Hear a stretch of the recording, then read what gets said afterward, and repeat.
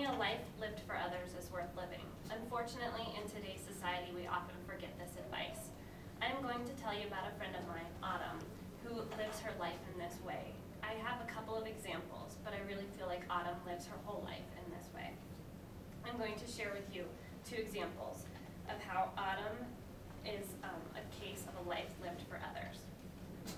It was a rainy morning in August when Autumn sat in the bathroom holding the stick that would change her life forever. Her hands were shaking as the plus sign slowly appeared. She was terrified because she wasn't ready to have a baby. She walked into the living room where her boyfriend sat on the couch. He immediately stood up because he knew what she had seen.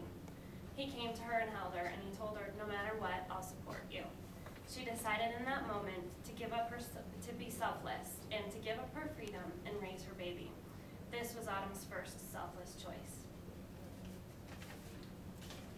The next choice she made was even more difficult. It was about 4 years later.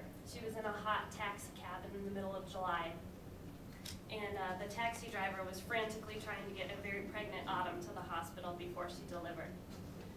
This time, she was in the room by herself, aside from the doctors and nurses, when her son was born. They placed him on her chest, and she stroked his downy hair and looked into his deep brown eyes.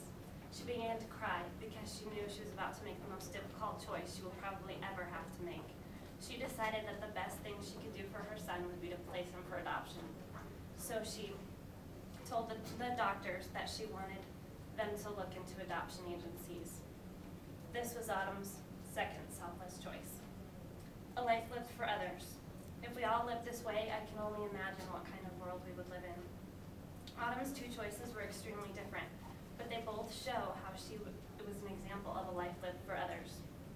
I am especially glad for Autumn's second choice, because without it, I would not have the laughter of my youngest son. You see, my little man Jaden is the same baby Autumn cried over 4 years ago. Her selflessness became my joy.